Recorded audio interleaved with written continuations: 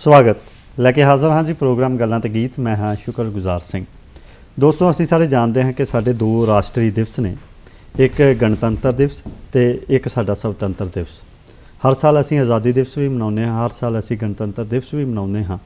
ਤੇ ਨਾਲ ਦੇ ਨਾਲ ਦਰਸ਼ਕਾਂ ਨੂੰ ਇਹ ਵੀ ਮੈਂ ਦੱਸਣਾ ਚਾਹਾਂਗਾ ਕਿ ਅੱਜ 25 ਜਨਵਰੀ ਨੂੰ ਨੈਸ਼ਨਲ ਵੋਟਰ ਡੇ ਵੀ ਹੈ, ਯਾਨੀ ਕਿ ਰਾਸ਼ਟਰੀ ਵੋਟਰ ਦਿਵਸ।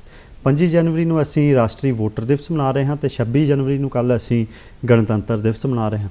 ਤੇ ਇਹ ਦੋਵੇਂ ਦਿਨ ਸਾਡੀ ਜ਼ਿੰਦਗੀ ਵਿੱਚ ਬਹੁਤ ਮਹੱਤਤਾ ਰੱਖਦੇ ਨੇ। ਸਾਡਾ ਇਤਿਹਾਸ ਸਾਨੂੰ ਲਗਾਤਾਰ ਜਾਣੂ ਕਰਾਉਂਦਾ ਹੈ ਕਿ ਕਿਸ ਤਰ੍ਹਾਂ ਆਜ਼ਾਦੀ ਸਾਡੇ ਯੋਧਿਆਂ ਨੇ ਜਾਨਾਂ ਵਾਰ ਕੇ ਆਜ਼ਾਦੀ ਲਈ ਤੇ ਉਸ ਤੋਂ ਬਾਅਦ ਕਿਸ ਤਰ੍ਹਾਂ ਸਾਡਾ ਸੰਵਿਧਾਨ ਬਣਿਆ। ਤੇ ਅੱਜ ਗੱਲਾਂ ਤੇ ਗੀਤ ਪ੍ਰੋਗਰਾਮ ਵਿੱਚ ਅਸੀਂ ਜੋ ਡਿਸਕਸ ਕਰਨਾ ਹੈ ਉਹ ਅਸੀਂ ਇਹੀ ਡਿਸਕਸ ਕਰਨਾ ਹੈ ਕਿ ਗਣਤੰਤਰ ਦਿਵਸ ਦੀ ਸਾਡੀ ਜ਼ਿੰਦਗੀ ਵਿੱਚ ਕੀ ਮਹੱਤਤਾ ਹੈ, ਅਤੇ ਨਾਲ ਦੇ ਨਾਲ ਅਸੀਂ ਗੱਲਬਾਤ ਕਰਾਂਗੇ ਰਾਸ਼ਟਰੀ ਵੋਟਰ ਦਿਵਸ ਦੇ ਉੱਤੇ। ਤੇ ਮੇਰੇ ਨਾਲ ਸਟੂਡੀਓ ਦੇ ਵਿੱਚ ਬੈਠੇ ਨੇ ਸ਼੍ਰੀ ਦਿਨੇਸ਼ ਅਰੋੜਾ ਜੀ, ਜੋ ਕਿ ਐਸੋਸੀਏਟ ਪ੍ਰੋਫੈਸਰ ਨੇ ਰਾਜਨੀਤਿਕ ਸ਼ਾਸਤਰ DAV ਕਾਲਜ ਜਲੰਧਰ ਵਿੱਚ, ਜਿਨ੍ਹਾਂ ਦੇ ਨਾਲ ਅਸੀਂ ਗੱਲਬਾਤ ਕਰਨੀ ਹੈ ਰਿਪਬਲਿਕ ਡੇ ਉੱਤੇ ਤੇ ਨਾਲ ਦੇ ਨਾਲ ਨੈਸ਼ਨਲ ਵੋਟਰਸ ਡੇ ਦੇ ਉੱਤੇ। ਬਹੁਤ ਬਹੁਤ ਸਵਾਗਤ ਹੈ ਸਰ। ਬਹੁਤ ਬਹੁਤ ਧੰਨਵਾਦ ਜੀ ਸਰ। ਸਾਡਾ ਅੱਜ ਦਾ ਵਿਸ਼ਾ ਗਣਤੰਤਰ ਦਿਵਸ ਦੀ ਮਹੱਤਤਾ ਤੇ ਨਾਲ ਦੇ ਨਾਲ ਰਾਸ਼ਟਰੀ ਵੋਟਰ ਦਿਵਸ ਜੀ। ਦੋਵੇਂ ਦਿਨ ਬੜੀ ਮਹੱਤਤਾ ਰੱਖਦੇ ਨੇ ਸਾਡੀ ਜ਼ਿੰਦਗੀ ਦੇ ਵਿੱਚ। ਜੀ ਹਾਂ। 74ਵਾਂ ਗਣਤੰਤਰ ਦਿਵਸ ਅਸੀਂ ਮਨਾ ਰਹੇ ਹਾਂ। ਬਿਲਕੁਲ। 1947 ਵਿੱਚ ਦੇਸ਼ ਆਜ਼ਾਦ ਹੁੰਦਾ ਹੈ, 1950 ਦੇ ਵਿੱਚ ਸਾਡਾ ਸੰਵਿਧਾਨ ਬਣਦਾ ਹੈ ਜੀ।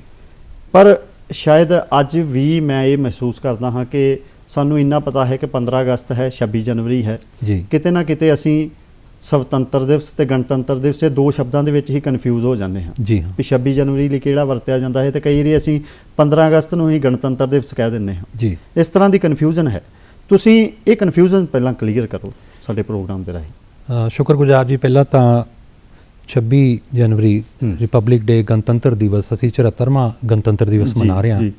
ਸਾਰਿਆਂ ਨੂੰ ਇਹਦੀ ਬਹੁਤ ਬਹੁਤ ਮੁਬਾਰਕਬਾਦ। ਸ਼ੁਕਰੀਆ। ਤੁਸੀਂ ਦੱਸਿਆ ਕਿ ਦੋਨਾਂ ਸ਼ਬਦਾਂ ਦੇ ਵਿੱਚ ਸੁਤੰਤਰਤਾ ਔਰ ਗਣਤੰਤਰ ਜਿਹੜਾ ਸ਼ਬਦ ਅਸੀਂ ਯੂਜ਼ ਕਰਦੇ ਹਾਂ, ਇਹਨਾਂ ਦੇ ਵਿੱਚ ਕੀ ਡਿਫਰੈਂਸ ਹੈ।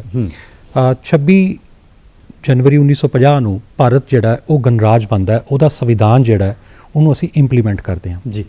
ਇਹ ਸੰਵਿਧਾਨ ਜਿਹੜਾ ਇਹਨੂੰ ਅਸੀਂ ਅਡਾਪਟ ਕਰਦੇ ਹਾਂ 26 ਨਵੰਬਰ 1949 ਦੇ ਵਿੱਚ। ਔਰ ਦੇਸ਼ ਦੀ ਜਿਸ ਵੇਲੇ ਆਜ਼ਾਦੀ ਦੀ ਗੱਲ ਕਰਦੇ ਹਾਂ, ਸੁਤੰਤਰਤਾ ਦੀ ਗੱਲ ਕਰਦੇ ਹਾਂ, ਉਹ ਸੁਤੰਤਰਤਾ ਸਾਨੂੰ ਮਿਲਦੀ ਹੈ 15 ਅਗਸਤ 1947 ਨੂੰ, ਜਿਸ ਵੇਲੇ ਭਾਰਤ ਦਾ ਜਿਹੜਾ ਰਾਜ ਜਿਹੜਾ ਉਹ ਸਥਾਪਿਤ ਹੁੰਦਾ।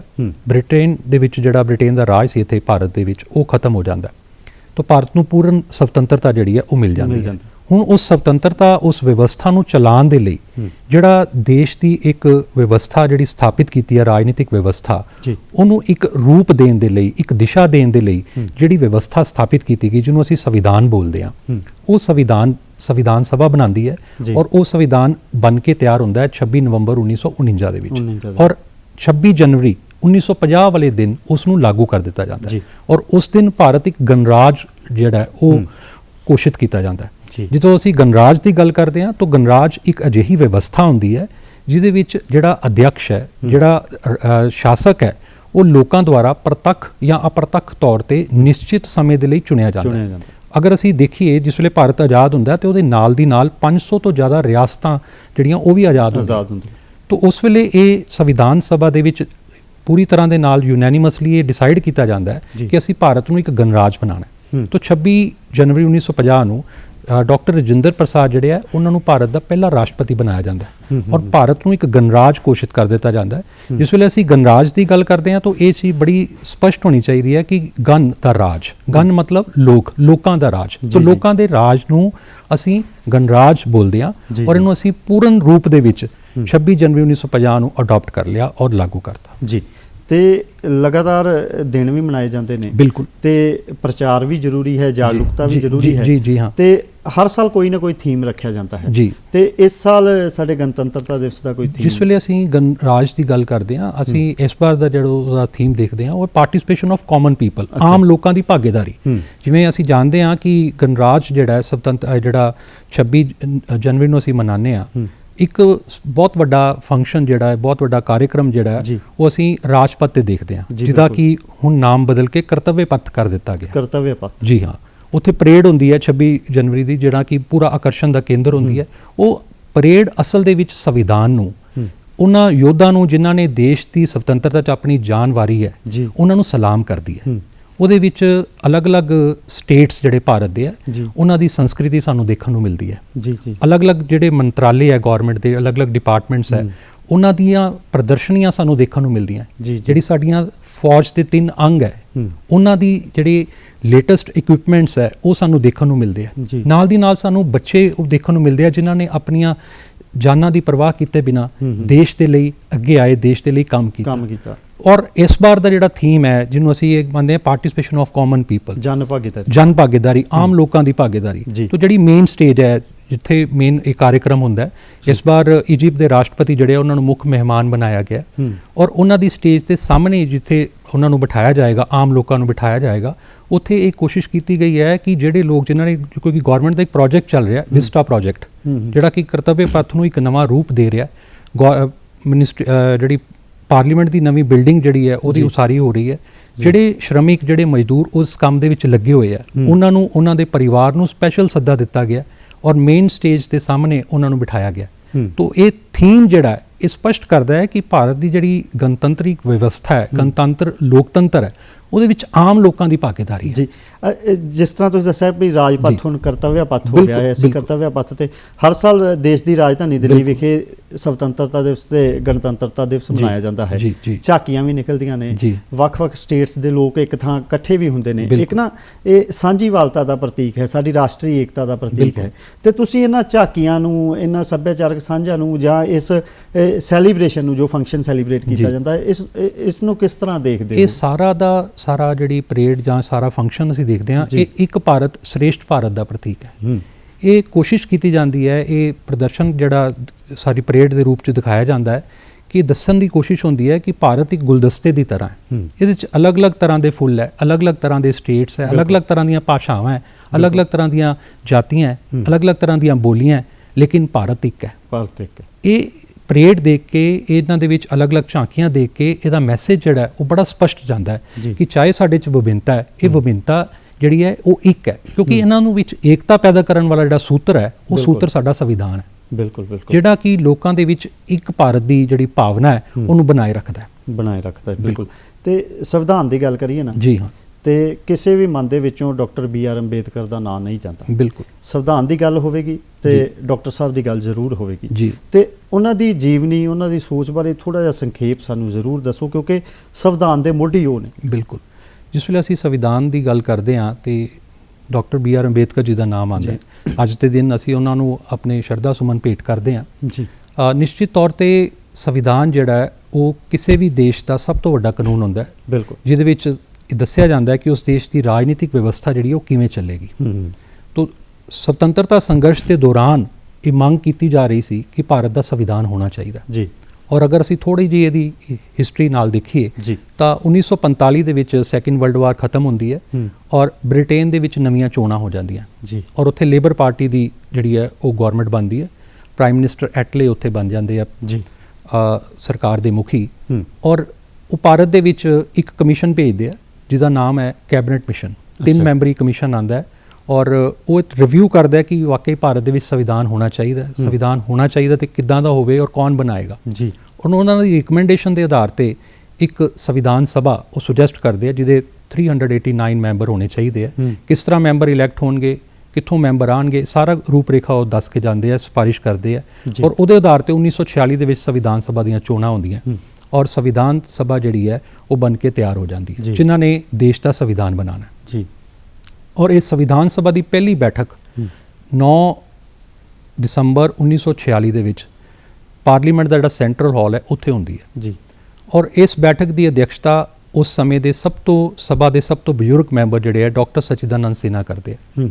ਔਰ 11 ਦਸੰਬਰ 1946 ਨੂੰ ਉਸ ਸਭਾ ਦਾ ਇੱਕ ਸਥਾਈ ਅਧਿਕਸ਼ ਚੁਣਿਆ ਜਾਂਦਾ ਹੈ ਡਾਕਟਰ ਰਜਿੰਦਰ ਪ੍ਰਸਾਦ ਜੀ ਨੂੰ।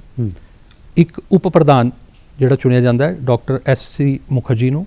ਨਾਲ ਦੀ ਨਾਲ BN ਰਾਓ ਜਿਹੜੇ ਹੈ ਉਹਨਾਂ ਨੂੰ ਸੰਵਿਧਾਨ ਸਭਾ ਦਾ ਇੱਕ ਸਲਾਹਕਾਰ, ਕਨਸਟੀਟਿਊਸ਼ਨਲ ਐਡਵਾਈਜ਼ਰ ਜਿਹੜਾ ਉਹ ਲਗਾਇਆ ਜਾਂਦਾ।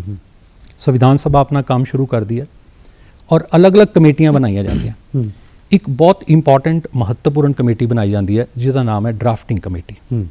ਡਰਾਫਟਿੰਗ ਕਮੇਟੀ ਜਿਹੜੀ ਹੈ ਉਹਦਾ ਕੰਮ ਇਹ ਹੈ ਕਿ ਅਲੱਗ-ਅਲੱਗ ਜਿਹੜੀਆਂ ਲਗਭਗ 22 ਦੇ ਕਰੀਬ ਕਮੇਟੀਆਂ ਬਣੀਆਂ ਉਹਨਾਂ ਨੇ ਆਪਣੀ ਰਿਪੋਰਟ ਡਰਾਫਟਿੰਗ ਕਮੇਟੀ ਨੂੰ ਦੇਣੀ ਹੈ ਔਰ ਡਰਾਫਟਿੰਗ ਕਮੇਟੀ ਨੇ ਉਹਨਾਂ ਰਿਪੋਰਟਸ ਦੇ ਆਧਾਰ ਤੇ ਕਨਸਟੀਟਿਊਸ਼ਨ ਦਾ ਫਾਈਨਲ ਡਰਾਫਟ ਤਿਆਰ ਕਰਨਾ। ਤਿਆਰ ਕਰ ਉਹ ਡਰਾਫਟਿੰਗ ਕਮੇਟੀ ਦੀ ਜਿਹੜੀ ਅਧਿਕਸ਼ਤਾ ਹੈ ਡਾਕਟਰ ਬੀ ਆਰ ਅੰਬੇਦਕਰ ਕਰਦੇ ਆ ਜੀ। ਔਰ ਕਿਉਂਕਿ ਜਿਸ ਵੇਲੇ ਇਹ ਕੰਮ ਕਰਨਾ ਹੈ, ਜਿਸ ਵੇਲੇ ਸੰਵਿਧਾਨ ਬਣਾਉਣਾ ਹੈ, ਉਸ ਵੇਲੇ ਦੋ ਚੀਜ਼ਾਂ ਦੀ ਬਹੁਤ ਜ਼ਰੂਰਤ ਹੈ। ਕਿਉਂਕਿ ਸੰਵਿਧਾਨ ਇੱਕ ਰਾਜਨੀਤਿਕ ਵਿਵਸਥਾ ਹੈ ਜਿਹਨੇ ਕਿ ਸਮਾਜ ਦੇ ਵਿੱਚ ਕੰਮ ਕਰਨਾ ਹੈ ਜੀ। ਬਿਲਕੁਲ। ਤਾਂ ਉਸ ਵੇਲੇ ਇਹ ਨਿਸ਼ਚਿਤ ਕਰਨਾ ਬਹੁਤ ਜ਼ਰੂਰੀ ਸੀ ਕਿ ਉਸ ਵਿਅਕਤੀ ਨੂੰ ਸਿਲੈਕਟ ਕੀਤਾ ਜਾਵੇ ਜਿਹਨੂੰ ਭਾਰਤ ਦੇ ਸਮਾਜ ਦੀ ਸਮਝ ਹੋਵੇ। ਜੀ ਬਿਲਕੁਲ। ਦੂਸਰੀ ਗੱਲ ਇਹ ਹੈ ਕਿਉਂਕਿ ਇਹ ਇੱਕ ਲੀਗਲ ਮੈਟਰ ਹੈ, ਉਸ ਵਿਅਕਤੀ ਦੇ ਵਿੱਚ ਕਾਨੂੰਨੀ ਸਮਝ ਹੋਣੀ ਬਹੁਤ ਜ਼ਰੂਰੀ ਹੈ ਜੀ। ਤਾਂ ਉਸ ਵੇਲੇ doctor B R Ambedkar ji ਦਾ ਨਾਮ ਆਉਂਦਾ ਹੈ ਕਿਉਂਕਿ ਉਹਨਾਂ ਨੂੰ ਭਾਰਤ ਦੇ ਸਮਾਜ ਦੀ ਵੀ ਸਮਝ ਹੈ ਔਰ ਉਹ ਕਾਨੂੰਨ ਦੇ ਮਾਹਰ ਹੈ। ਕਾਨੂੰਨ ਦੇ ਮਾਹਰ। ਤਾਂ doctor B R Ambedkar ji ਆਪਣੀ ਟੀਮ ਦੇ ਨਾਲ ਡਰਾਫਟਿੰਗ ਕਮੇਟੀ ਦੇ ਵਿੱਚ ਕਨਸਟੀਟਿਊਸ਼ਨ ਦਾ ਫਾਈਨਲ ਡਰਾਫਟ ਤਿਆਰ ਕਰਦੇ ਆ ਔਰ ਉਸ ਡਰਾਫਟ ਦੇ ਉੱਪਰ ਡਿਸਕਸ਼ਨਸ ਹੁੰਦੀਆਂ। ਪੂਰਾ ਦਾ ਪੂਰਾ ਰਿਕਾਰਡ ਉਹਦਾ ਉਪਲਬਧ ਹੈ ਜੀ। ਲਗਭਗ 7000 ਦੇ ਕਰੀਬ ਅਮੈਂਡਮੈਂਟਸ ਪ੍ਰਪੋਜ਼ ਕੀਤੀਆਂ ਜਾਂਦੀਆਂ ਔਰ 2000 ਦੇ ਕਰੀਬ ਅਮੈਂਡਮੈਂਟਸ ਇਨਕਾਰਪੋਰੇਟ ਹੁੰਦੀਆਂ ਔਰ ਕਨਸਟੀਟਿਊਸ਼ਨ ਫਾਈਨਲੀ ਅਡਾਪਟ ਕਰ ਲਿੱਤਾ ਜਾਂਦਾ ਹੈ 26 ਨਵੰਬਰ 1949 ਨੂੰ। 2 ਸਾਲ 11 ਮਹੀਨੇ ਤੇ 18 ਦਿਨਾਂ ਦੀ ਕੜੀ ਤਪੱਸਿਆ ਤੋਂ ਬਾਅਦ ਇਹ ਸੰਵਿਧਾਨ ਜਿਹੜਾ ਹੈ ਦੁਨੀਆ ਦਾ ਸਭ ਤੋਂ ਵੱਡਾ ਸੰਵਿਧਾਨ 395 ਇਹਦੇ ਚ ਧਾਰਾਵਾਂ ਹੈ, 22 ਇਹਦੇ ਭਾਗ ਹੈ ਤੇ 12 ਅਨੁਸੂਚੀਆਂ ਇਹਨੂੰ ਜਿਹੜਾ ਅਡਾਪਟ ਕਰ ਲਿੱਤਾ ਜਾਂਦਾ ਹੈ ਔਰ 26 ਜਨਵਰੀ 1950 ਨੂੰ ਇਸ ਸੰਵਿਧਾਨ ਨੂੰ ਲਾਗੂ ਕੀਤਾ ਜਾਂਦਾ ਹੈ। Doctor B R Ambedkar ji ਦਾ ਇਸ ਸੰਵਿਧਾਨ ਦੇ ਵਿੱਚ ਵੱਡਮੁੱਲਾ ਯੋਗਦਾਨ ਹੈ। ਇਹ ਜਿਹੜੇ ਦਿਨ ਹੈ ਅੱਜ ਦੇ ਦਿਨ ਅਸੀਂ ਉਹਨਾਂ ਨੂੰ ਆਪਣੇ ਸ਼ਰਧਾ ਸੁਮਨ ਭੇਂਟ ਕਰਦੇ ਹਾਂ ਜੀ। ਤੇ ਸੰਵਿਧਾਨ ਬਣਿਆ ਤੇ ਸੰਵਿਧਾਨ ਚੱਲਿਆ ਅੱਗੇ, ਹੈ ਨਾ ਜੀ। ਜਿਸ ਤਰ੍ਹਾਂ ਤੁਸੀਂ ਦੱਸਿਆ ਵੀ ਇਸ ਦੇ ਆਰਟੀਕਲਸ ਨੇ, ਉਸ ਤੋਂ ਬਾਅਦ ਕਦੀ ਅਨੁਸੂਚੀਆਂ ਨੇ, ਹੈ ਨਾ ਜੀ। ਤੇ ਸੰਵਿਧਾਨ ਦੀ ਸ਼ੁਰੂਆਤੀ ਸ਼ਬਦਾਂ ਤੋਂ ਸਾਨੂੰ ਜ਼ਰੂਰ ਜਾਣੀ ਕਰਾਓ, ਸਾਡੇ ਦਰਸ਼ਕਾਂ ਨੂੰ ਦੱਸੋ ਵੀ ਸੰਵਿਧਾਨ ਦੇ ਜਿਹਨੂੰ ਅਸੀਂ ਪ੍ਰੈਂਬਲ ਕਹਿ ਦਿੰਦੇ ਹਾਂ ਕਿਉਂਕਿ ਸਾਡੀ ਸਰਕਾਰਾਂ ਦਾ ਜਾਂ ਸਾਡੇ ਸੰਵਿਧਾਨ ਦਾ ਬਹੁਤ ਮੇਨ ਹਿੱਸਾ ਉਹੀ ਹੈ। ਬਿਲਕੁਲ। ਤੇ ਉਸ ਬਾਰੇ ਸਾਨੂੰ ਜ਼ਰੂਰ ਦੱਸੋ। ਦੇਖੋ, ਜਦੋਂ ਅਸੀਂ ਸੰਵਿਧਾਨ ਦੇ ਉਦੇਸ਼ ਨੂੰ ਸਮਝਣ ਦੀ ਕੋਸ਼ਿਸ਼ ਕਰਦੇ ਹਾਂ ਤੇ ਨਿਸ਼ਚਿਤ ਤੌਰ ਤੇ ਅਸੀਂ ਸੰਵਿਧਾਨ ਨੂੰ ਪ੍ਰਸਤਾਵਨਾ ਜਿਹੜੀ ਹੈ ਉਹਦੇ ਪ੍ਰੀਐਂਬਲ ਜਿਹੜਾ ਉਹਨੂੰ ਦੇਖਦੇ ਹਾਂ। ਤਾਂ ਪ੍ਰਸਤਾਵਨਾ ਦੀ ਜਿਹੜੀ ਸ਼ੁਰੂਆਤ ਹੁੰਦੀ ਹੈ ਵੀ ਦ ਪੀਪਲ ਆਫ ਇੰਡੀਆ, ਅਸੀਂ ਭਾਰਤ ਦੇ ਲੋਕ, ਵੀ ਦ ਪੀਪਲ ਆਫ ਇੰਡੀਆ। ਤਾਂ ਇਹ ਗੱਲ ਸਪਸ਼ਟ ਹੋ ਜਾਂਦੀ ਹੈ ਕਿ ਇਹ ਸੰਵਿਧਾਨ ਲੋਕਾਂ ਦਾ ਸੰਵਿਧਾਨ ਹੈ ਜੀ, ਲੋਕਾਂ ਦੁਆਰਾ ਬਣਾਇਆ ਗਿਆ ਹੈ ਔਰ ਲੋਕਾਂ ਦੇ ਲਈ ਸੰਵਿਧਾਨ ਹੈ ਜੀ। ਬਿਲਕੁਲ। ਔਰ ਇਹ ਇੱਕ ਸਮਰਪਣ ਹੈ, ਇੱਕ ਤਿਆਗ ਹੈ ਲੋਕਾਂ ਦੇ ਪ੍ਰਤੀ। ਤਾਂ ਸੰਵਿਧਾਨ ਦੇ ਵਿੱਚ ਇਹ ਗੱਲ ਨੂੰ ਬਿਲਕੁਲ ਸਪਸ਼ਟ ਪ੍ਰਸਤਾਵਨਾ ਨੇ ਕਰਤਾ ਜੀ। ਅਗਰ ਅਸੀਂ ਸੰਵਿਧਾਨ ਸਭਾ ਦੇ ਵਿੱਚ ਡਿਸਕਸ਼ਨਸ ਨੂੰ ਦੇਖਦੇ ਹਾਂ ਤਾਂ ਡਾਕਟਰ ਬੀ ਆਰ ਅੰਬੇਦਕਰ ਕਹਿੰਦੇ ਆ ਕਿ ਸੰਵਿਧਾਨ ਸਭਾ ਦੇ ਵਿੱਚ ਜਿੰਨੇ ਸਦੱਸਿਆ ਕੰਮ ਕਰ ਰਹੇ ਆ ਉਹਨਾਂ ਦੇ ਆਪਣੇ ਸੁਪਨੇ ਆ ਜੀ, ਉਹਨਾਂ ਦੇ ਭਾਰਤ ਦੇ ਨਵੇਂ ਭਾਰਤ ਦੇ ਪ੍ਰਤੀ ਆਪਣੀਆਂ ਧਾਰਨਾਵਾਂ ਹੈ। ਅਗਰ ਅਸੀਂ ਉਹਨਾਂ ਸਾਰਿਆਂ ਦੇ ਸੁਪਨਿਆਂ ਨੂੰ ਇਕੱਠਾ ਕਰ ਦਈਏ ਔਰ ਉਹਨਾਂ ਨੂੰ ਇੱਕ ਸਾਰ ਦੇ ਰੂਪ ਵਿੱਚ ਦੇਖੀਏ ਤਾਂ ਅਸੀਂ ਉਹ ਸਾਰ ਪ੍ਰਸਤਾਵਨਾ ਦੇ ਰੂਪ ਦੇ ਵਿੱਚ ਪੇਸ਼ ਕਰ ਦਿੱਤਾ ਜੀ। ਪ੍ਰਸਤਾਵਨਾ ਬਿਲਕੁਲ ਸਪਸ਼ਟ ਕਰਦੀ ਹੈ ਕਿ ਭਾਰਤ ਇੱਕ sovereign, socialist, secular, democratic republic ਹੋਏਗਾ। ਮਤਲਬ ਭਾਰਤ ਗਣਤਾਂਤਰਿਕ ਹੋਏਗਾ, ਪ੍ਰਭੂ ਸੱਤਾਧਾਰੀ ਹੋਏਗਾ, ਸਮਾਜਵਾਦੀ ਹੋਏਗਾ, ਧਰਮ ਨਿਰਪੱਖ ਹੋਏਗਾ ਔਰ ਇਹਦੇ 'ਚ ਲੋਕਤਾਂਤਰਿਕ ਵਿਵਸਥਾ ਹੋਏਗੀ। ਇਹ 5 ਚੀਜ਼ਾਂ ਸਪਸ਼ਟ ਕਰਦੀਆਂ। ਇਸ ਤੋਂ ਇਲਾਵਾ ਅਗਰ ਅਸੀਂ ਦੇਖਦੇ ਹਾਂ ਤੇ ਇਹ 'ਚ ਰਾਈਟਸ ਦੀ ਗੱਲ ਕੀਤੀ ਗਈ ਹੈ, ਲਿਬਰਟੀ ਦੀ ਗੱਲ ਕੀਤੀ ਗਈ ਹੈ, ਇਕੁਐਲਿਟੀ ਦੀ ਗੱਲ ਕੀਤੀ ਗਈ ਹੈ, ਫਰਟਰਨਿਟੀ ਦੀ ਗੱਲ ਕੀਤੀ ਗਈ ਹੈ ਔਰ ਨਾਲ ਦੀ ਨਾਲ ਹਿਊਮਨ ਡਿਗਨਿਟੀ ਦੀ ਗੱਲ ਕੀਤੀ ਗਈ ਹੈ। ਮਾਨਵੀय सम्मान ਦੀ ਪ੍ਰਤਿਸ਼ਠਾ ਦੀ ਗੱਲ ਇਹਦੇ 'ਚ ਕੀਤੀ ਗਈ ਹੈ। ਬਿਲਕੁਲ। ਦੇਸ਼ ਦੀ ਯੂਨਿਟੀ ਐਂਡ ਇੰਟੀਗ੍ਰਿਟੀ ਦੀ ਗੱਲ ਕੀਤੀ ਗਈ ਹੈ ਕਿ ਸਭ ਤੋਂ ਉੱਪਰ ਦੇਸ਼ ਦੀ ਏਕਤਾ ਔਰ ਅਖੰਡਤਾ ਹੈ। ਇਹ ਪ੍ਰਸਤਾਵਨਾ ਸਪਸ਼ਟ ਕਰਦੀ ਹੈ ਜੀ। ਔਰ ਉਹ ਤਰੀਕ ਵੀ ਇਹਦੇ 'ਚ ਲਿਖੀ ਗਈ ਹੈ 26 ਨਵੰਬਰ 1949 ਜਿਸ ਤਰੀਕ ਨੂੰ ਇਹ ਸੰਵਿਧਾਨ ਅਡਾਪਟ ਕੀਤਾ ਗਿਆ। ਤਾਂ ਪ੍ਰਸਤਾਵਨਾ ਅਸਲ ਦੇ ਵਿੱਚ ਸੰਵਿਧਾਨ ਦੀ ਆਤਮਾ ਹੈ, ਸੰਵਿਧਾਨ ਦੀ ਕੁੰਜੀ ਹੈ। ਉਹਨੂੰ ਪੜ੍ਹ ਕੇ ਸੰਵਿਧਾਨ ਦੇ ਉਦੇਸ਼, ਸੰਵਿਧਾਨ ਦੀ ਜਿਹੜੀ ਧਾਰਨਾ ਹੈ ਉਹਨੂੰ ਚੰਗੀ ਤਰ੍ਹਾਂ ਦੇ ਨਾਲ ਸਮਝਿਆ ਜਾਂਦਾ ਜੀ। ਜੀ। ਇਹ ਅਧਿਕਾਰਾਂ ਦੀ ਗੱਲ ਕੀਤੀ ਤੁਸੀਂ, ਸਾਨੂੰ ਬਰਾਬਰਤਾ ਦਾ ਅਧਿਕਾਰ ਵੀ ਮਿਲਿਆ, ਸਾਨੂੰ ਇਹ ਧਰਮ ਜਿਹੋ ਜਿਹਾ ਮਰਜ਼ੀ ਅਸੀਂ ਅਪਣਾ ਸਕਦੇ ਹਾਂ ਉਸ ਦਾ ਅਧਿਕਾਰ ਮਿਲਿਆ, ਸਾਨੂੰ ਐਜੂਕੇਸ਼ਨ ਦਾ ਅਧਿਕਾਰ ਮਿਲਿਆ, ਹੋਰ ਸਾਨੂੰ ਅਸੀਂ ਸ਼ਾਂਤਮਈ ਇਕੱਠ ਵੀ ਕਰ ਸਕਦੇ ਹਾਂ। ਇਸ ਤਰ੍ਹਾਂ ਦੇ ਕਈ ਅਧਿਕਾਰ ਨੇ, ਹੈ ਨਾ। ਤੇ ਗੱਲ ਇਹ ਆਉਂਦੀ ਹੈ ਵੀ ਸੰਵਿਧਾਨ ਨੇ ਸਾਨੂੰ ਅਧਿਕਾਰ ਦਿੱਤੇ, ਬਿਲਕੁਲ, ਪਰ ਕੀ ਅਸੀਂ ਅਧਿਕਾਰਾਂ ਪ੍ਰਤੀ ਜਾਗਰੂਕ ਹੋਏ ਜਾਂ ਇਹ ਅਧਿਕਾਰ ਵਾਕਈ ਸਾਡੇ ਤੱਕ ਪਹੁੰਚੇ? ਇਸ ਬਾਰੇ ਜ਼ਰੂਰ ਦੱਸੋ ਕਿ ਕਿੰਨੀ ਕੁ ਜਾਗਰੂਕਤਾ ਹੋਈ ਜਾਂ ਕਿੰਨੀ ਕੁ ਜਾਗਰੂਕਤਾ ਹੋਰ ਲੋੜ ਹੈ।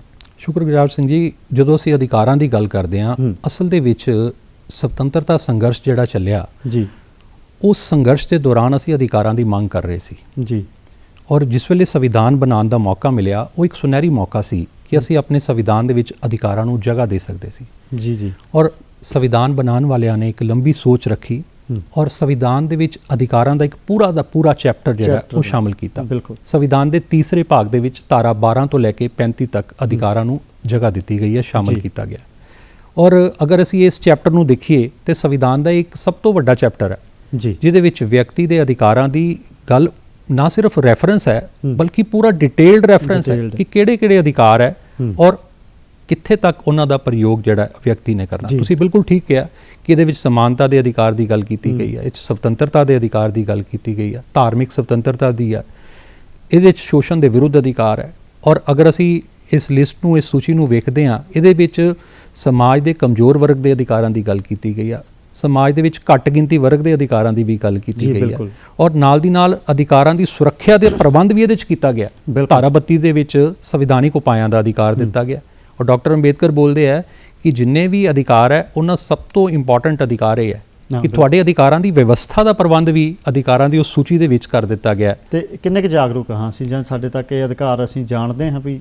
ਬਿਲਕੁਲ, ਤੁਸੀਂ ਜਿਸ ਵੇਲੇ ਜਾਗਰੂਕਤਾ ਦੀ ਗੱਲ ਕਰਦੇ ਆ, ਆਪਾਂ ਜਿਸ ਵੇਲੇ ਅਧਿਕਾਰਾਂ ਤੇ ਜਾਂ ਸੰਵਿਧਾਨ ਦੇ ਉੱਪਰ ਇਹ ਕਾਰਜਕ੍ਰਮ ਕਰਦੇ ਆ, ਦੂਰਦਰਸ਼ਨ ਇਸ ਗੱਲ ਦਾ ਵਧਾਈ ਦਾ ਪਾਤਰ ਹੈ ਕਿ ਇਹ ਕਾਰਜਕ੍ਰਮ ਵੀ ਉਸ ਲੜੀ ਦਾ ਹਿੱਸਾ ਹੈ ਜਿਹਦੇ ਨਾਲ ਅਸੀਂ ਲੋਕਾਂ ਤੱਕ ਉਹ ਮੈਸੇਜ ਪਹੁੰਚਾ ਸਕੀਏ ਕਿ ਭਾਈ ਤੁਹਾਡੇ ਆ ਅਧਿਕਾਰ ਹੈ, ਇਹ ਸਾਡੇ ਦੇਸ਼ ਦਾ ਸੰਵਿਧਾਨ ਹੈ ਔਰ ਦੇਸ਼ ਦਾ ਸੰਵਿਧਾਨ ਸਰਵੋੱਚ ਹੁੰਦਾ ਹੈ। ਇੱਕ ਲਗਾਤਾਰ ਚੱਲਣ ਵਾਲੀ ਪ੍ਰਕਿਰਿਆ ਜਾਗਰੂਕਤਾ। ਜੀ ਬਿਲਕੁਲ, ਜਾਗਰੂਕਤਾ ਸਮੇਂ ਦੇ ਨਾਲ ਲਗਾਤਾਰ ਆਉਣ ਵਾਲੀ ਹੈ ਕਿਉਂਕਿ ਅਸੀਂ ਇੱਕ ਟ੍ਰਾਂਜੀਸ਼ਨਲ ਫੇਜ਼ ਤੋਂ ਮਾਡਰਨ ਫੇਜ਼ ਵੱਲ ਆ ਰਹੇ ਹਾਂ। ਜੀ ਬਿਲਕੁਲ, ਇਹ ਇੱਕਦਮ ਅਗਰ ਅਸੀਂ ਕਹੀਏ ਕਿ ਸੰਵਿਧਾਨ ਇੰਪਲੀਮੈਂਟ ਕਰਤਾ ਔਰ ਲੋਕ ਜਿਹੜੇ ਉਹਦੇ ਪ੍ਰਤੀ ਜਾਗਰਿਤ ਹੋ ਗਏ, ਇਹ ਇੱਕ ਟ੍ਰਾਂਜੀਸ਼ਨਲ ਫੇਜ਼ ਹੈ। ਜੀ ਜੀ, ਔਰ ਸਮੇਂ ਦੇ ਨਾਲ ਨਾਲ ਲੋਕਾਂ 'ਚ ਅਵੇਅਰਨੈਸ ਆ ਰਹੀ ਹੈ ਔਰ ਅਸੀਂ ਇੱਦਾਂ ਦੇ ਕਾਰਜਕ੍ਰਮ ਜਿਹੜੇ ਸੰਵਿਧਾਨ ਦੇ ਪ੍ਰਤੀ ਦੂਰਦਰਸ਼ਨ ਕਰ ਰਿਹਾ ਔਰ ਇਹ ਨਿਸ਼ਚਿਤ ਤੌਰ ਤੇ ਉਸ ਦੇ ਵਿੱਚ ਯੋਗਦਾਨ ਪਾਉਂਦੇ ਹੈ ਤਾਂ ਕਿ ਲੋਕ ਆਪਣੇ ਅਧਿਕਾਰਾਂ ਦੇ ਪ੍ਰਤੀ ਔਰ ਅਧਿਕਾਰਾਂ ਦੇ ਨਾਲ ਨਾਲ ਆਪਣੇ ਫਰਜ਼ਾਂ ਦੇ ਪ੍ਰਤੀ ਵੀ ਜਾਗਰਿਤ ਹੋਣ। ਜੀ ਬਿਲਕੁਲ, ਤੁਸੀਂ ਅਧਿਕਾਰਾਂ ਦੇ ਨਾਲ ਨਾਲ ਫਰਜ਼ਾਂ ਦੀ ਗੱਲ ਕੀਤੀ ਤੇ ਦੋਸਤੋ ਅਸੀਂ ਆਪਣੇ ਸੰਵਿਧਾਨ ਦੇ ਅਧਿਕਾਰਾਂ ਦੀ ਗੱਲ ਕੀਤੀ ਹੈ, ਹੁਣ ਫਰਜ਼ਾਂ ਦੀ ਵੀ ਗੱਲ ਕਰਾਂਗੇ ਤੇ ਨਾਲ ਦੇ ਨਾਲ ਜਿਵੇਂ ਤੁਹਾਨੂੰ ਦੱਸਿਆ ਕਿ 25 ਜਨਵਰੀ ਨੂੰ ਅਸੀਂ ਰਾਸ਼ਟਰੀ ਵੋਟਰ ਦਿਵਸ ਮਨਾ ਰਹੇ ਹਾਂ, ਉਸ ਬਾਬਤ ਵੀ ਗੱਲਬਾਤ ਕਰਨੀ ਹੈ ਪ੍ਰੋਫੈਸਰ ਦਿਨੇਸ਼ ਅਰੋੜਾ ਜੀ ਦੇ ਨਾਲ। ਪਰ ਫਿਲਹਾਲ ਪ੍ਰੋਗਰਾਮ ਗੱਲਾਂ ਤੇ ਗੀਤ ਵਿੱਚ ਆਪਾਂ ਇੱਕ ਦੇਸ਼ ਭਗਤੀ ਦਾ ਗੀਤ ਸ਼ਾਮਲ ਕਰ ਲੈਂਦੇ ਹਾਂ। ਆਓ ਜੁੜਦੇ ਹਾਂ ਇਸ ਦੇਸ਼ ਭਗਤੀ ਦੇ ਗੀਤ ਨਾਲ।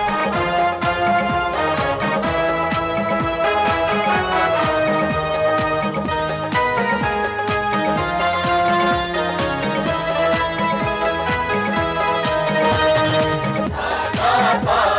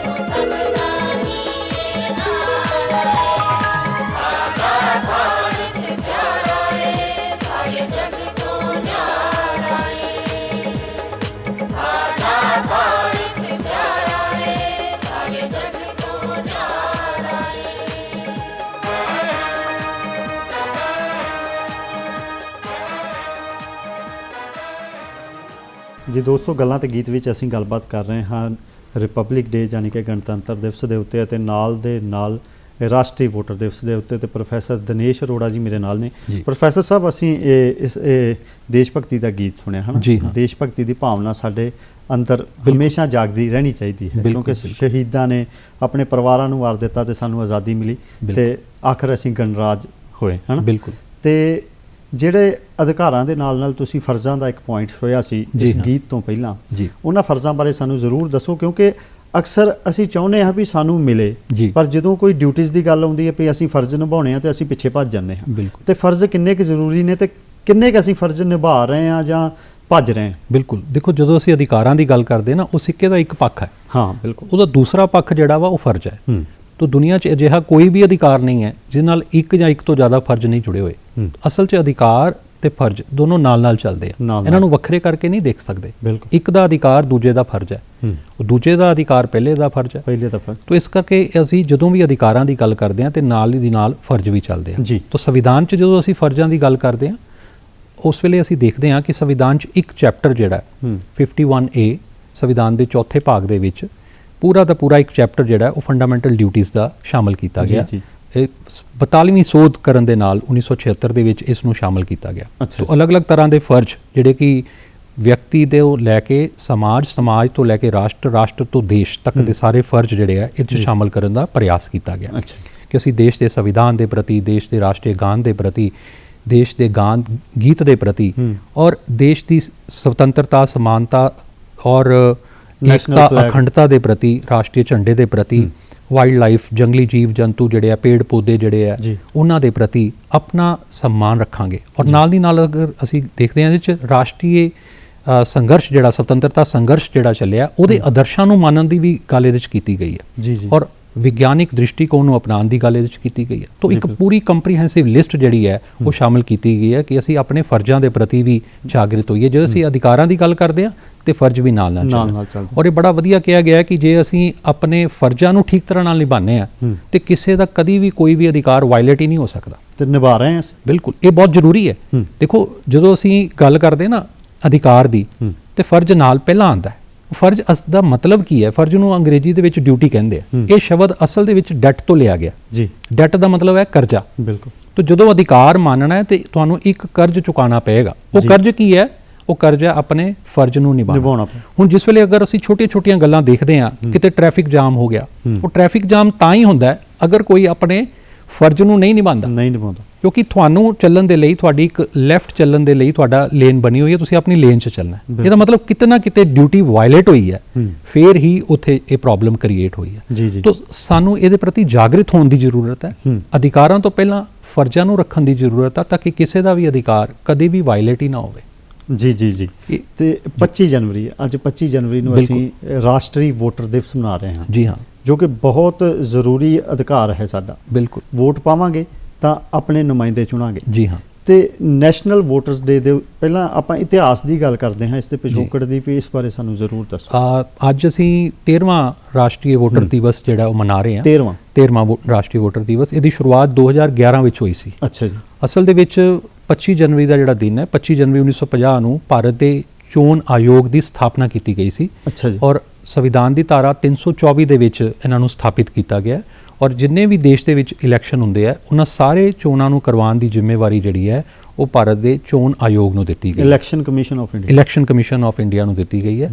ਔਰ ਇਸ ਕਰਕੇ ਇਹ ਦਿਨ ਜਿਹੜਾ ਹੈ 2011 ਤੋਂ ਅਸੀਂ ਮਨਾ ਰਹੇ ਹਾਂ ਰਾਸ਼ਟਰੀ ਵੋਟਰਸ ਦਿਵਸ, ਔਰ 13ਵਾਂ ਰਾਸ਼ਟਰੀ ਵੋਟਰ ਦਿਵਸ ਮਨਾ ਰਹੇ ਹਾਂ, ਤਾਂ ਕਿ ਜਿਹੜਾ ਵੋਟ ਦਾ ਅਧਿਕਾਰ ਲੋਕਾਂ ਨੂੰ ਦਿੱਤਾ ਗਿਆ ਬਿਨਾਂ ਕਿਸੇ ਭੇਦਭਾਵ ਤੋਂ 18 ਸਾਲ ਔਰ 18 ਸਾਲ ਤੋਂ ਜ਼ਿਆਦਾ ਉਮਰ ਵਾਲੇ ਜਿੰਨੇ ਵੀ ਭਾਰਤ ਦੇ ਨਾਗਰਿਕ ਹੈ, ਇਹਨੂੰ ਅਸੀਂ ਬੋਲਦੇ ਹਾਂ ਕਿ ਯੂਨੀਵਰਸਲ ਅਡਲਟ ਫਰੈਂਚਾਈਜ਼, ਜਿਹੜਾ ਕਿ ਸੰਵਿਧਾਨ ਦੀ ਧਾਰਾ 326 ਚ ਅਸੀਂ ਅਡਾਪਟ ਕੀਤਾ ਬਿਨਾਂ ਕਿਸੇ ਭੇਦਭਾਵ ਦੇ ਸਾਰੇ ਨਾਗਰਿਕਾਂ ਨੂੰ ਸਮਾਨ ਵੋਟ ਦਾ ਅਧਿਕਾਰ ਜਿਹੜਾ ਦਿੱਤਾ ਗਿਆ।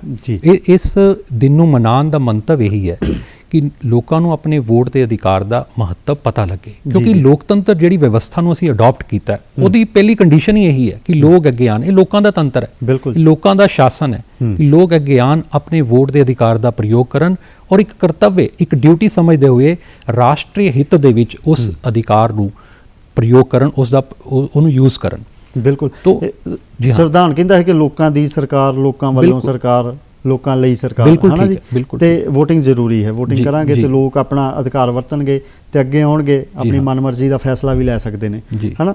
ਤੇ ਨੈਸ਼ਨਲ ਵੋਟਰਸ ਡੇ ਦਾ ਵੀ ਕੋਈ ਥੀਮ ਹੈ, ਜਿਸ ਤਰ੍ਹਾਂ ਤੁਸੀਂ ਰਿਪਬਲਿਕ ਡੇ ਦਾ ਥੀਮ ਦੱਸਿਆ 2023 ਦਾ? ਜੀ ਹਾਂ, ਇਹਦਾ ਵੀ ਹਰ ਸਾਲ ਇਹਦਾ ਥੀਮ ਰੱਖਿਆ ਜਾਂਦਾ ਹੈ। ਇਸ ਵਾਰ ਇਹਦਾ ਥੀਮ ਹੈ nothing like voting, I vote for sure. Vote ਵਰਗਾ ਔਰ ਕੁਝ ਨਹੀਂ ਹੈ, ਵੋਟ ਅਸੀਂ ਜ਼ਰੂਰ ਪਾਣੀ ਹੈ। ਅੱਛਾ ਜੀ। ਉਹ ਸਾਰੇ ਜਿਹੜੇ ਆ ਇਹ ਵੋਟਰਸ ਇਹ ਕਮਿਟਮੈਂਟ ਕਰਦੇ ਆ ਕਿ ਅਸੀਂ ਵੋਟ ਵਰਗਾ ਔਰ ਕੁਝ ਨਹੀਂ ਹੈ ਤੇ ਅਸੀਂ ਜ਼ਰੂਰ ਜਾਵਾਂਗੇ, ਆਪਣੇ ਵੋਟ ਦੇ ਅਧਿਕਾਰ ਦਾ ਪ੍ਰਯੋਗ ਕਰਾਂਗੇ, ਕਿਉਂਕਿ ਵੋਟ ਦੀ ਜਿਹੜੀ ਪਾਵਰ ਹੈ ਡੈਮੋਕ੍ਰੇਸੀ ਦੇ ਵਿੱਚ ਇਹ ਮੰਨਿਆ ਜਾਂਦਾ ਕਿ ਜਿਹੜੀ ਸਭ ਤੋਂ ਇੰਪੋਰਟੈਂਟ ਜਿਹੜਾ ਜਨਤਾ ਦੇ ਕੋਲ ਯੰਤਰ ਹੈ ਉਹ ਵੋਟ ਹੈ, ਜਿਹਦੇ ਨਾਲ ਉਹ ਸਰਕਾਰ ਨੂੰ ਕੰਟੀਨਿਊ ਵੀ ਰੱਖ ਸਕਦੇ ਆ, ਅਗਰ ਉਹਦੀਆਂ ਨੀਤੀਆਂ ਤੋਂ ਉਹ ਸੰਤੁਸ਼ਟ ਨਹੀਂ ਹੈ ਤੇ ਉਹਨੂੰ ਬਦਲ ਵੀ ਸਕਦੇ ਆ। ਤਾਂ ਸਭ ਤੋਂ ਵੱਡੀ ਤਾਕਤ ਜਿਹੜੀ ਹੈ ਡੈਮੋਕ੍ਰੇਸੀ ਦੇ ਵਿੱਚ ਉਹ ਵੋਟ ਦੀ ਹੈ ਜੀ। ਤੇ ਇਹ ਵੋਟਿੰਗ ਦੇ ਸੰਬੰਧ ਵਿੱਚ ਕੋਈ ਟੋਲ ਫ੍ਰੀ ਨੰਬਰ ਜਾਂ ਕੋਈ ਸਾਈਟਸ ਹੈ ਜਿੱਥੇ ਅਸੀਂ ਮਤਲਬ ਕਿ ਆਪਣੀ ਸਮੱਸਿਆ ਹੋਏ ਤੇ? ਬਿਲਕੁਲ, ਲਗਾਤਾਰ ਚੋਣ ਆਯੋਗ ਕੋਸ਼ਿਸ਼ ਕਰ ਰਿਹਾ ਕਿ ਲੋਕਾਂ ਦੇ ਵਿੱਚ ਇਹਦੇ ਪ੍ਰਤੀ ਜਾਗ੍ਰਿਤੀ ਆਵੇ। ਇੱਕ ਟੋਲ ਫ੍ਰੀ ਨੰਬਰ ਵੀ 1950 ਹੈ ਜੀ ਦੋਸਤੋ, ਸਾਡੇ ਸਕਰੀਨ ਦੇ ਉੱਤੇ ਵੀ ਇਹ ਨੰਬਰ ਆ ਰਿਹਾ ਹੈ, ਨਾਲ ਵੈਬਸਾਈਟ ਹੈ, ਵੈਬਸਾਈਟ ਦੇ ਐਡਰੈਸ ਦੱਸੇ ਨੇ ਇਲੈਕਸ਼ਨ ਕਮਿਸ਼ਨ ਦੀ eci.gov.in ਔਰ www.nvsp.in। ਇਹ ਨੈਸ਼ਨਲ ਵੋਟਰ ਸਰਵਿਸ ਪੋਰਟਲ ਹੈ ਜਿਹਦੇ ਤੇ ਜਾ ਕੇ ਅਸੀਂ ਆਪਣੀ ਵੋਟ, ਜਿਹਦੀ ਵੋਟ ਨਹੀਂ ਵੀ ਬਣੀ ਉਹ ਬਣਵਾ ਸਕਦਾ ਹੈ। ਫਾਰਮ ਅਲੱਗ-ਅਲੱਗ ਤਰ੍ਹਾਂ ਦੇ ਦਿੱਤੇ ਹੋਏ ਆ, ਫਾਰਮ ਨੰਬਰ 6 ਦਾ ਪ੍ਰਯੋਗ ਕਰਦੇ ਹੋਏ ਨਵੀਂ ਵੋਟ ਬਣਾਈ ਜਾ ਸਕਦੀ ਹੈ। ਘਰ ਬੈਠ ਕੇ ਹੀ ਤੁਸੀਂ ਇਹ ਕੰਮ ਕਰ ਸਕਦੇ ਹੋ। ਅੱਛਾ ਜੀ। ਨਾਲ ਦੀ ਨਾਲ ਜੇ ਕਿਤੇ ਕੋਈ ਸੋਧ ਕਰਵਾਉਣੀ ਹੈ ਉਹਦੀ ਵਿਵਸਥਾ ਵੀ ਕੀਤੀ ਗਈ ਹੈ ਔਰ ਇੱਕ ਕੰਪਰੀਹੈਂਸਿਵ ਡਾਟਾ ਜਿਹੜਾ ਬੇਸ ਹੈ ਉਹ ਬਣਾਇਆ ਗਿਆ ਤਾਂ ਕਿ ਲੋਕੀ ਜਿਹੜੇ ਹੈ ਉਹ ਆਰਾਮ ਦੇ ਨਾਲ ਆਪਣੀ ਵੋਟ ਬਣਾ ਸਕਣ। ਜੇ ਕੋਈ ਪ੍ਰੋਬਲਮ ਆ ਰਹੀ ਹੈ, ਕੁਝ ਸਮਝ ਨਹੀਂ ਆ ਰਿਹਾ ਤੇ 1950 ਨੰਬਰ ਡਾਇਲ ਕਰਕੇ ਹੈਲਪਲਾਈਨ ਨੰਬਰ ਤੋਂ ਸਹਾਇਤਾ ਵੀ ਲਿੱਤੀ ਜਾ ਸਕਦੀ ਹੈ। ਇਹ ਜਿਹੜਾ ਵੋਟਿੰਗ ਵਾਲਾ ਅਧਿਕਾਰ ਦੀ ਅਸੀਂ ਗੱਲ ਕਰਦੇ ਹਾਂ, ਰੀਸੈਂਟਲੀ ਇਹਦੇ 'ਚ ਬੜਾ ਅੱਛਾ ਉਪਰਾਲੇ ਕੀਤਾ ਗਿਆ। ਪਹਿਲਾਂ ਜਿਹੜਾ ਵੀ ਵਿਅਕਤੀ 1 ਜਨਵਰੀ ਨੂੰ 18 ਸਾਲ ਦਾ ਹੁੰਦਾ ਸੀ ਉਹਦੀ ਵੋਟ ਬਣਦੀ ਸੀ, ਇਹਨੂੰ ਵੀ ਹੁਣ ਐਕਸਪੈਂਡ ਕਰਨ ਦੀ ਕੋਸ਼ਿਸ਼ ਕੀਤੀ ਗਈ ਹੈ ਔਰ ਪੀਪਲ ਰਿਪਰੈਜ਼ੈਂਟੇਟਿਵ ਐਕਟ ਜਿਹੜਾ ਜਿਹਦੇ ਅੰਤਰਗਤ ਸਾਰਾ ਹੀ ਚੁਣਾਵ ਦੀ ਵਿਵਸਥਾ ਹੁੰਦੀ ਹੈ ਉਹਦੇ 'ਚ ਰੀਸੈਂਟਲੀ ਅਮੈਂਡਮੈਂਟ ਕੀਤੀ ਗਈ ਹੈ ਔਰ ਇਹ 4 ਡੇਟਸ ਦਿੱਤੀਆਂ ਗਈਆਂ।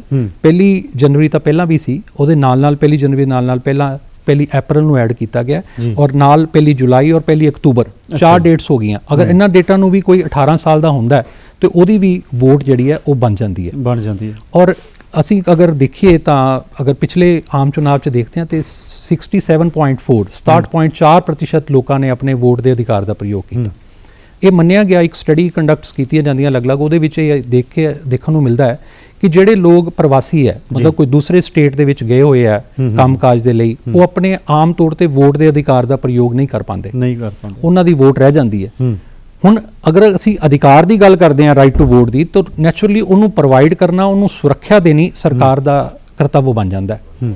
ਉਹਦੇ ਵਾਸਤੇ ਇੱਕ ਨਵਾਂ ਉਪਰਾਲੇ ਜਿਹੜਾ ਚੁਣਾਵ ਆਯੋਗ ਨੇ ਕੀਤਾ ਹੈਗਾ, ਉਹ ਉਪਰਾਲੇ ਇਹ ਹੈ ਕਿ ਅਸੀਂ ਰਿਮੋਟ ਵੋਟਿੰਗ ਦੀ ਵਿਵਸਥਾ ਕਰ ਰਹੇ ਹਾਂ। ਅੱਛਾ ਜੀ। ਤਾਂ ਚੁਣਾਵ ਆਯੋਗ ਨੇ ਰੀਸੈਂਟਲੀ ਇਸ ਨੂੰ ਲਾਂਚ ਕੀਤਾ ਰਿਮੋਟ ਵੋਟਿੰਗ ਨੂੰ ਔਰ ਇਹਦੇ ਤੇ ਸਾਰੀਆਂ ਪਾਰਟੀਆਂ ਦੇ ਨਾਲ ਡਿਸਕਸ਼ਨ ਜਿਹੜੀ ਹੈ ਉਹ ਚੱਲ ਰਹੀ ਹੈ ਔਰ ਆਉਣ ਵਾਲੇ ਟਾਈਮ ਦੇ ਵਿੱਚ ਅਸੀਂ ਦੇਖ ਸਕਦੇ ਹਾਂ ਕਿ ਜਿਹੜੇ ਪ੍ਰਵਾਸੀ ਹੈ ਉਹ ਵੀ ਚਾਹੇ ਦੂਸਰੇ ਸਟੇਟ 'ਚ ਗਏ ਹੋਏ ਆ, ਉਹ ਆਪਣੇ ਸਟੇਟ ਦੇ ਵਿੱਚ ਆਪਣੀ ਸਰਕਾਰ ਦੇ ਲਈ ਮਤਦਾਨ ਜਿਹੜਾ ਕਰਨ ਦਾ ਅਧਿਕਾਰ ਰੱਖਣਗੇ। ਤਾਂ ਇਹ ਇੱਕ ਨਵਾਂ ਉਪਰਾਲੇ ਜਿਹੜਾ ਸ਼ਲਾਘਾਯੋਗ ਉਪਰਾਲੇ ਜਿਹੜਾ ਇਲੈਕਸ਼ਨ ਕਮਿਸ਼ਨ ਜਿਹੜਾ ਕਰ ਰਿਹਾ। ਲਗਾਤਾਰ ਇਹਦੇ 'ਚ ਅਸੀਂ ਦੇਖਦੇ ਹਾਂ ਟੈਕਨੋਲੋਜੀ ਦੀ ਹੈਲਪ ਲਈ ਜਾ ਰਹੀ ਹੈ, ਐਡਵਾਂਸਮੈਂਟ ਸਾਨੂੰ ਦੇਖਣ ਨੂੰ ਮਿਲ ਰਹੀ ਹੈ ਔਰ ਇਹੀ ਕਾਰਨ ਹੈ ਕਿ ਲੋਕਾਂ ਦਾ ਮਤਦਾਨ ਕਰਨ ਦੇ ਵਿੱਚ ਗਿਣਤੀ ਜਿਹੜੀ ਹੈ ਉਹ ਵੀ ਲਗਾਤਾਰ ਵੱਧ ਰਹੀ ਹੈ। ਜੀ, ਜਿਸ ਤਰ੍ਹਾਂ ਤੁਸੀਂ ਗੱਲ ਕੀਤੀ ਕਿ ਨੈਸ਼ਨਲ ਵੋਟਰ ਡੇ ਵੀ ਇਸ ਕਰਕੇ ਮਨਾਉਣਾ ਸ਼ੁਰੂ ਕੀਤਾ ਗਿਆ ਕਿ ਲੋਕਾਂ ਨੂੰ ਇਸ ਅਧਿਕਾਰ ਪ੍ਰਤੀ ਜਾਗਰੂਕ ਕੀਤਾ ਜਾਵੇ। ਬਿਲਕੁਲ, ਕਿਉਂਕਿ ਕਈ ਰਿਮੋਟ ਏਰੀਆ ਨੇ, ਬਹੁਤ ਪਛੜੇ ਏਰੀਆ ਵੀ ਨੇ ਜਿੱਥੇ ਮਤਲਬ ਕਿ ਕਈ ਵਾਰੀ ਕਿਸੇ ਕਾਰਨ ਕਰਕੇ ਕੋਈ ਗੱਲ ਨਹੀਂ ਪਹੁੰਚ ਪਾਉਂਦੀ। ਪਰ ਕਿਸ ਤਰ੍ਹਾਂ ਦੇ ਜਾਗਰੂਕ ਉਪਰਾਲੇ ਹੋਏ ਤੇ ਕੀ ਇਹ ਉਪਰਾਲੇ ਸਫਲ ਹੋ ਰਹੇ ਨੇ? ਇਹ ਉਪਰਾਲੇ ਜਿਹੜੇ ਨਾ ਲਗਾਤਾਰ BLO ਲੈਵਲ, ਜਿਹੜਾ ਪੋਲਿੰਗ ਬੂਥ ਹੈ ਉੱਥੇ ਇੱਕ ਜਿਹੜਾ ਮੇਨ ਅਧਿਕਾਰੀ ਹੈ ਜਿਹਨੂੰ ਅਸੀਂ BLO ਬੋਲਦੇ ਆ, ਉੱਥੇ ਤੋਂ ਲੈ ਕੇ ਰਾਸ਼ਟਰੀ ਪੱਧਰ ਤੱਕ ਚੱਲ ਰਹੇ ਆ। ਅੱਛਾ ਜੀ। ਅੱਜ ਵੀ ਜਿਹੜਾ ਮੇਨ ਫੰਕਸ਼ਨ ਹੈ ਰਾਸ਼ਟਰੀ ਪੱਧਰ ਦਾ ਫੰਕਸ਼ਨ, ਉਹਨੂੰ ਮਾਨਨੀय ਰਾਸ਼ਟਰਪਤੀ ਜੀ ਜਿਹੜਾ ਉਹਦੀ ਮੁੱਖ ਅਧਿਕਸ਼ਤਾ ਕਰਨਗੇ ਔਰ ਬੂਥ ਲੈਵਲ ਤੇ ਵੀ ਇਹ ਫੰਕਸ਼ਨ ਨਾਲ ਦੀ ਨਾਲ ਚੱਲ ਰਿਹਾ। ਇੱਕ ਪੂਰੀ ਦੀ ਪੂਰੀ ਚੇਨ ਬਣਾਉਣ ਦੀ ਕੋਸ਼ਿਸ਼ ਕੀਤੀ ਜਾ ਰਹੀ ਹੈ ਕਿ ਹਰ ਇੱਕ ਮਤਦਾਤਾ, ਚਾਹੇ ਉਹ ਪਿੰਡਾਂ ਦੇ ਵਿੱਚ ਬੈਠੇ ਹੈ, ਚਾਹੇ ਉਹ ਸ਼ਹਿਰਾਂ ਦੇ ਵਿੱਚ ਹੈ ਜਾਂ ਉਹ ਕਬਾਇਲੀ ਇਲਾਕਿਆਂ ਦੇ ਵਿੱਚ ਹੈ, ਉਹਨਾਂ ਤੱਕ ਪਹੁੰਚ ਕੀਤੀ ਜਾਵੇ ਔਰ ਉਹਨਾਂ ਨੂੰ ਉਹਨਾਂ ਦੀ ਵੋਟ ਦੀ ਤਾਕਤ ਜਿਹੜੀ ਹੈ ਲੋਕਤੰਤਰ ਦੇ ਵਿੱਚ ਉਹਦੇ ਬਾਰੇ ਜਾਗਰਿਤ ਕੀਤਾ ਜਾਵੇ। ਵੈਸੇ ਵੀ ਚੁਣਾਵ ਆਯੋਗ ਦਾ ਇੱਕ ਹੋਰ ਪ੍ਰੋਗਰਾਮ ਚੱਲਦਾ ਹੈ ਜਿਹਨੂੰ ਅਸੀਂ ਸਵੀਪ ਦੇ ਨਾਮ ਦੇ ਨਾਲ ਜਾਣਦੇ ਹਾਂ। ਅੱਛਾ ਜੀ।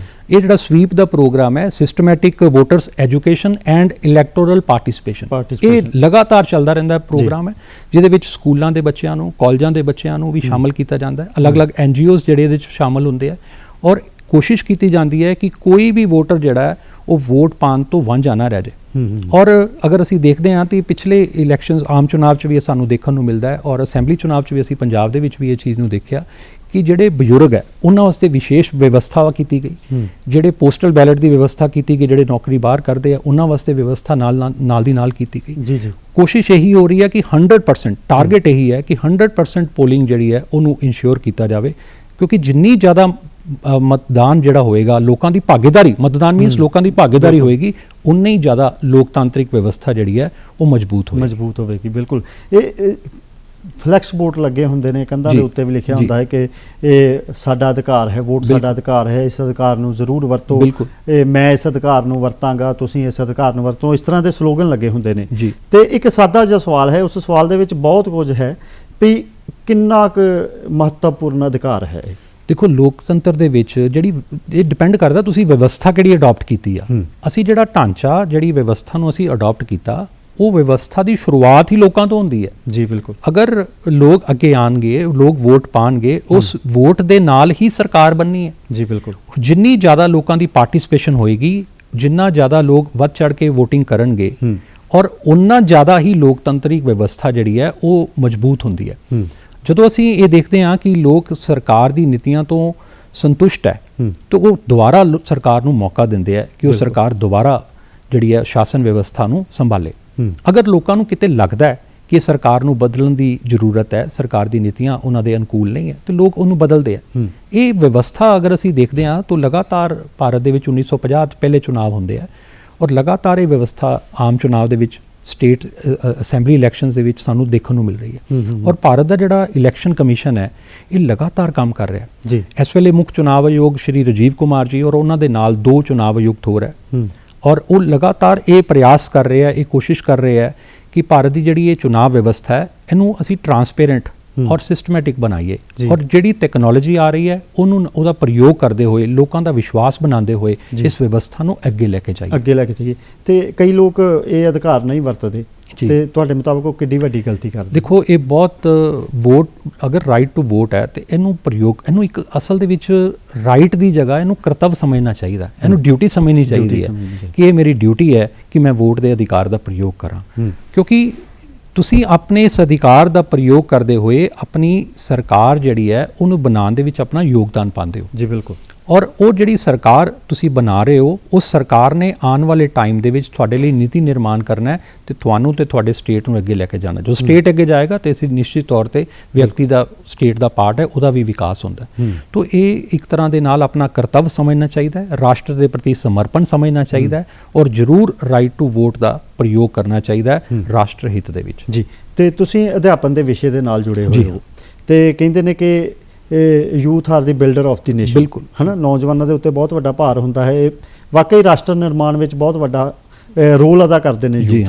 ਤੇ 18 ਸਾਲ ਤੋਂ VOTING ਸ਼ੁਰੂ ਹੋ ਜਾਂਦੀ। ਬਿਲਕੁਲ। ਤੇ ਰਿਪਬਲਿਕ ਡੇ ਹੋ ਗਿਆ ਜਾਂ ਨੈਸ਼ਨਲ ਵੋਟਰ ਡੇ ਹੋ ਗਿਆ, ਇਸ ਪ੍ਰਤੀ ਜਾਗਰੂਕਤਾ ਲਿਆਉਣ ਲਈ ਇਹ ਨੌਜਵਾਨ ਕੀ ਕਰ ਸਕਦੇ ਨੇ ਤੇ ਨੌਜਵਾਨ ਇਸ ਭਾਰ ਨੂੰ ਇਸ ਜ਼ਿੰਮੇਵਾਰੀ ਨੂੰ ਕਿਸ ਤਰ੍ਹਾਂ ਨਿਭਾ ਸਕਦੇ? ਦੇਖੋ, ਚੁਣਾਵ ਆਯੋਗ ਔਰ ਭਾਰਤ ਸਰਕਾਰ ਵੀ ਲਗਾਤਾਰ ਇਹ ਪ੍ਰਯਾਸ ਕਰ ਰਹੀ ਹੈ ਕਿ ਜਿਹੜੇ ਨੌਜਵਾਨ ਹੈ ਉਹ ਇਹਨਾਂ ਧਾਰਨਾਵਾਂ ਨੂੰ, ਇਹਨਾਂ ਦੀ ਜੋ ਸਪਿਰਿਟ ਹੈ ਇਹਨਾਂ ਪ੍ਰੋਗਰਾਮਸ ਦੇ ਪਿੱਛੇ, ਉਹਨਾਂ ਨੂੰ ਸਮਝਣ। ਜੀ। ਸਕੂਲਾਂ ਦੇ ਵਿੱਚ, ਕਾਲਜਾਂ ਦੇ ਵਿੱਚ ਅੱਜ ਦੇ ਦਿਨ ਔਰ 26 ਜਨਵਰੀ ਵਾਲੇ ਦਿਨ ਲਗਾਤਾਰ ਕਾਰਜਕ੍ਰਮ ਚੱਲਦੇ ਆ। ਜਿਹੜਾ ਸਵੀਪ ਦਾ ਪ੍ਰੋਗਰਾਮ ਹੈ ਉਹ ਤਾਂ ਲਗਾਤਾਰ ਚੱਲਦਾ ਰਹਿੰਦਾ ਹੈ, ਔਰ ਉਹਦੇ ਅੰਤਰਗਤ ਵੀ ਇਹ ਪ੍ਰੋਗਰਾਮ ਜਿਹੜੇ ਆ ਬੂਥ ਲੈਵਲ ਤੋਂ ਸਿੱਖਿਆ ਸੰਸਥਾਵਾਂ ਤੱਕ ਵੀ ਚੱਲ ਰਹੇ ਆ। ਪਰਪਸ ਇਹੀ ਹੈ ਕਿ ਜਿਹੜੇ ਨੌਜਵਾਨ ਹੈ ਉਹ ਇਸ ਰਾਈਟ ਦੇ ਮਹੱਤਵ ਨੂੰ ਸਮਝਣ, ਉਹ ਲੋਕਤਾਂਤਰਿਕ ਵਿਵਸਥਾ ਨੂੰ ਸਮਝਣ। ਜਿਨ੍ਹਾਂ ਯੋਧਿਆਂ ਨੇ ਦੇਸ਼ ਦੇ ਪ੍ਰਤੀ ਤਿਆਗ ਸਮਰਪਣ ਕਰਕੇ ਦੇਸ਼ ਨੂੰ ਆਜ਼ਾਦ ਕਰਵਾਇਆ, ਉਹਨਾਂ ਦੀ ਸਪਿਰਿਟ, ਉਹਨਾਂ ਦੀ ਭਾਵਨਾਵਾਂ ਨੂੰ, ਉਹਨਾਂ ਦੇ ਉਦੇਸ਼ਾਂ ਨੂੰ ਸਮਝਣ। ਅਸਲ ਦੇ ਵਿੱਚ ਇਹ ਜਿਹੜਾ ਦਿਨ ਹੈ ਇਹ ਉਹਨਾਂ ਨੂੰ ਸਮਰਪਣ ਕਰਨ ਵਾਲਾ ਦਿਨ ਹੈ। ਜੀ ਬਿਲਕੁਲ। ਔਰ ਨਾਲ ਦੀ ਨਾਲ ਇਹ ਇੱਕ ਕਮਿਟਮੈਂਟ ਕਰਨ ਵਾਲਾ, ਆਪਣੇ ਆਪ ਨੂੰ ਇੱਕ ਕਹਿ ਲਓ ਕਿ ਇੱਕ ਵਚਨ ਲੈਣ ਵਾਲਾ ਦਿਨ ਹੈ ਕਿ ਅਸੀਂ ਦੇਸ਼ ਦੇ ਲਈ ਕੰਮ ਕਰਨਾ ਹੈ, ਅਸੀਂ ਆਪਣੇ ਦੇਸ਼ ਨੂੰ ਅੱਗੇ ਰੱਖਣਾ ਹੈ। ਔਰ ਅਸੀਂ ਦੇਖਦੇ ਹਾਂ ਆਪਣੇ ਸੰਸਥਾਵਾਂ ਦੇ ਵਿੱਚ ਕਿ ਨਿਸ਼ਚਿਤ ਤੌਰ ਤੇ ਜਿਹੜੇ ਨੌਜਵਾਨ ਹੈ ਉਹ ਅਲੱਗ-ਅਲੱਗ ਜਿਹੜੇ ਪਲੇਟਫਾਰਮ ਬਣੇ ਹੋਏ ਆ, ਅਲੱਗ-ਅਲੱਗ ਫੋਰਮ ਬਣੇ ਹੋਏ ਆ, ਇਲੈਕਟੋਰਲ ਫੋਰਮ ਸਕੂਲਾਂ ਔਰ ਐਜੂਕੇਸ਼ਨਲ ਸੰਸਥਾਵਾਂ ਦੇ ਵਿੱਚ ਬਣੇ ਆ, ਜਿਨ੍ਹਾਂ ਦੇ ਵਿੱਚ ਲਗਾਤਾਰ ਬੱਚੇ ਜਿਹੜੇ ਆ ਉਹ ਐਨਰੋਲ ਹੁੰਦੇ ਆ। ਔਰ ਹੁਣ ਸਾਡੀ ਵੀ ਇਹ ਕੋਸ਼ਿਸ਼ ਰਹਿੰਦੀ ਹੈ ਸਿੱਖਿਆ ਸੰਸਥਾਵਾਂ, ਜਿਸ ਵੇਲੇ ਅਸੀਂ ਉਹਨਾਂ ਦੇ ਬੱਚਿਆਂ ਦੀ ਐਡਮਿਸ਼ਨ ਕਰਦੇ ਆ, ਉਹਨਾਂ ਦਾ ਵੋਟਰ ਕਾਰਡ ਜਿਹੜਾ ਉਹ ਸੁਨਿਸ਼ਚਿਤ ਕਰੀਏ। ਔਰ ਅਲੱਗ-ਅਲੱਗ ਕੈਂਪਸ ਲੱਗਦੇ ਰਹਿੰਦੇ ਆ, ਜਿਨ੍ਹਾਂ ਬੱਚਿਆਂ ਦੇ 18 ਸਾਲ ਔਰ 18 ਸਾਲ ਤੋਂ ਜ਼ਿਆਦਾ ਉਮਰ ਦੇ ਆ, ਉਹਨਾਂ ਦੇ ਅਗਰ ਵੋਟਰ ਕਾਰਡ ਨਹੀਂ ਬਣੇ ਹੋਏ, ਉੱਥੇ ਹੀ ਉਹਨਾਂ ਨੂੰ ਮੋਟੀਵੇਟ ਕੀਤਾ ਜਾਂਦਾ ਹੈ, ਔਨ ਦਾ ਸਪੌਟ ਉਹਨਾਂ ਨੂੰ ਮੋਟੀਵੇਟ ਕਰਦੇ ਆ ਕਿ ਇਸ ਪੋਰਟਲ ਨੂੰ nvsp.in ਦਾ ਜਿਹੜਾ ਪੋਰਟਲ ਹੈ, ਇੱਥੇ ਆਪਣੇ ਆਪ ਨੂੰ ਰਜਿਸਟਰ ਕਰਾਓ ਔਰ ਆਪਣਾ ਵੋਟਰ ਜਿਹੜਾ ਕਾਰਡ ਉਹਨੂੰ ਬਣਵਾਓ। ਜੀ ਜੀ। ਇਹ ਮੋਟੀਵੇਟ ਕਰਨ ਦੀ ਕੋਸ਼ਿਸ਼ ਲਗਾਤਾਰ ਜਾਰੀ ਹੈ।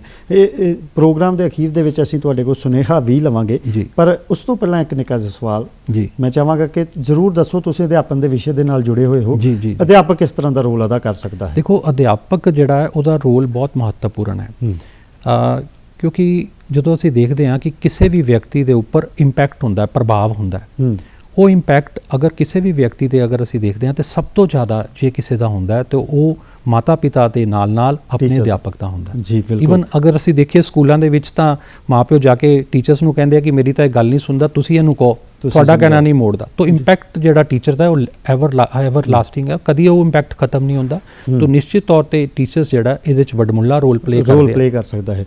ਤੇ ਇੱਕ ਸੁਨੇਹਾ ਅੱਜ ਦੇ ਦਿਨ ਤੇ ਨਾਲ ਦੇ ਨਾਲ ਰਿਪਬਲਿਕ ਡੇ ਦੇ ਉੱਤੇ। ਬਿਲਕੁਲ, ਅੱਜ ਦਾ ਜਿਹੜਾ ਦਿਨ ਹੈ ਰਾਸ਼ਟਰੀ ਵੋਟਰਸ ਦਿਨ, ਔਰ ਅਸੀਂ ਕੱਲ ਸੈਲੀਬ੍ਰੇਟ ਕਰ ਰਹੇ ਹਾਂ ਭਾਰਤ ਦਾ 74ਵਾਂ ਗਣਰਾਜ।